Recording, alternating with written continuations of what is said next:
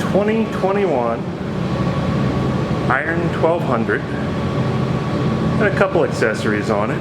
It's got a LED headlight, and it also has a Sissy bar that's detachable. And other than that, it is bone stock.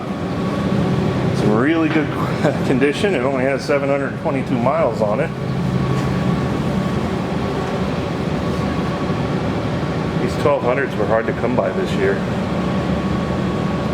And this one is darn near new. Everything looks really good. So if you're in the market for a 1200 Sportster, the Iron, come on down, take a test ride.